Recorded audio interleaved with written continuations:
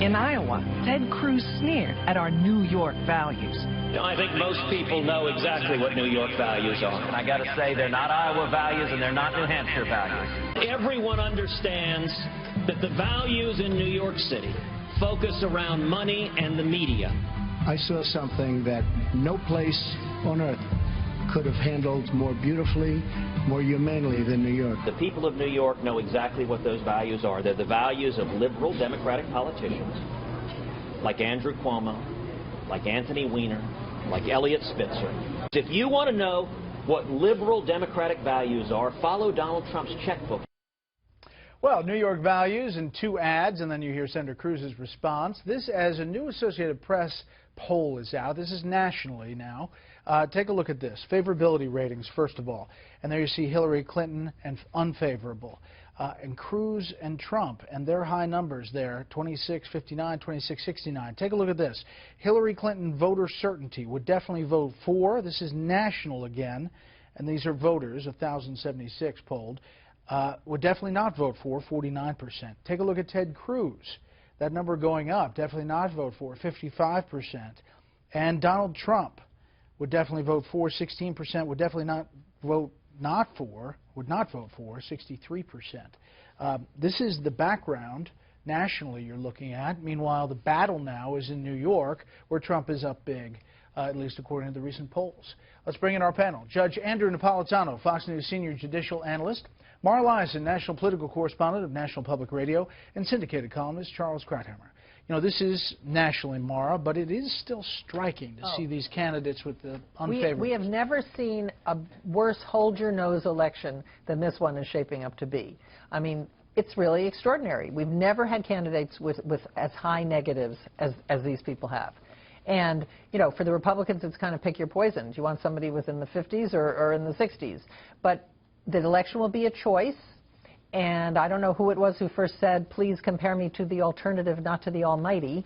And that's what people are going to have to decide, you know, which is the lesser of two evils. You know, on the Republican side, Judge, you have Ted Cruz, who's fighting this likability factor. And the cover of Time magazine this week is Ted Cruz, likable enough?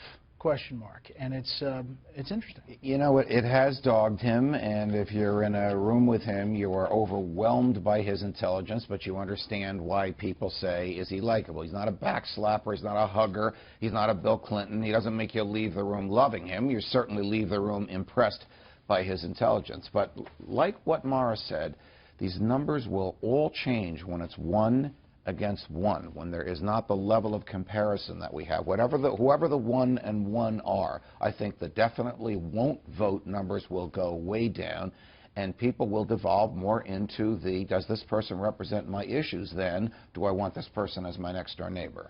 Trump clearly, Charles, has the advantage in New York, his home state. He is up big now, and the question is whether he gets over 50% in New York. Here's Rudy Giuliani from the New York Post. I support Trump. I'm going to vote for Trump. I know Ted Cruz was attacking liberal democratic values. I know I fought to change those policies in areas like welfare reform and policing, as did Mike Bloomberg. There was a better way to say it. This is an important endorsement, whether he calls it an endorsement or not. I think he says it's not. But if you say I like it, he says it's not an endorsement, but he's going to vote for it. But isn't that an endorsement? It's like Lindsey Graham, who said he's also not endorsing Cruz when he went out and he raised the money for him, and then he said he'd like to kill him, which is an interesting, you know, I mean, this is sort of the essence of the insanity of this campaign. You've got people who are really holding their noses.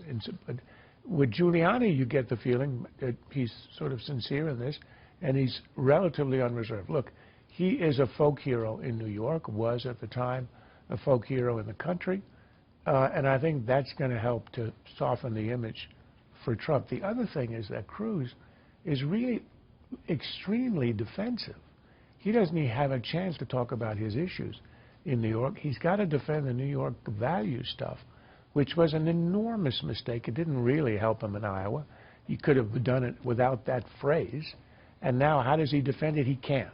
And I think because he's talking only about that, I think his numbers are going to stay very low here. And the tabloids in New York are having a blast with this race because Well, it's just not been in New York No, before. and I bet Ted Cruz didn't think he'd have to go all the way to New York. But here he is, and that tabloid headline, "Take the FU train, Ted." I mean, that's priceless. That goes into the tabloid Hall of Fame. It's cable. Just say what I thought you It's just said. cable. We'll just move on. Moving on to Democrats. quoting the Daily Yeah, News. I know. All right. I tried that, Mara. The quotation good. marks doesn't help. Mara always brings the heat on the panel. Okay, let's go to the Democrats.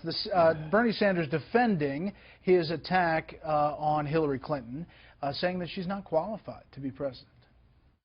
When you have headlines in the Washington Post, quote, "Clinton questions whether Sanders is qualified to be president," my response is, well, you know, if you want to question my qualifications, let me suggest this, that maybe the American people might wonder about your qualifications, Madam Secretary, when you voted for the war in Iraq. So, Judge, the gloves are coming off on the Democratic side. It's about time the gloves came up. I think unqualified is not really the right word here. And I'm waiting for Senator Sanders to go where he said he wouldn't go when he said, "I don't care about your damn emails." Well, her damn emails are a very, very serious issue to many people on both sides of the aisle. And I think Democrats are beginning to recognize that they could have a very serious problem with her, because some of them are saying the Justice Department should apply a different standard for her because she may be the nominee. New York is ground zero. Bernie is from New York. Hillary represented New York. I think he's going to do a lot. She's going to win, but I think he's going to do a lot better than she would like to see him do. Charles. The idea that this is sort of, we're at a level of vitriol here on the Democratic side is preposterous. This is, you know, brass knuckles argument compared to what we've seen in 6 months with the Republicans. Here, these two people on the Democratic side are arguing over qualifications. On the Republican side, they were arguing over, shall we say, equipment. I mean, this is a wholly different category. I've lost complete control of this panel. Well, I didn't. Lost complete control. I didn't chicken out and put it in quote marks. Look, I mean, there's just no comparison. Low energy, lion's head, and all the personal insults and attacking people's wives and their looks. No, this is, I think, on the Democratic side, it remains a genteel debate, but by people who really are not that far apart ideologically, who are looking for differences that they can exaggerate and argue about. But bottom line, Mara, the Clinton campaign is worried about Bernie Sanders. Yes. And the Clinton campaign is worried on a couple levels. One is, can he beat her in a state like New York or come extremely close, which would embarrass her terribly, and it would be a big psychological blow. But the other issue is, how does Bernie Sanders continue to campaign? He has the money to stay until the convention. But does he campaign in a way that starts attacking her character? As the judge suggested, does he go after her honesty and trustworthiness, which are her biggest weak points? He seemed to start in that direction with this unqualified tack. Or does he do something that would make it easier for the party to unify after the convention and bring his voters into the fold? That's the thing Democrats are worried about. We're watching both.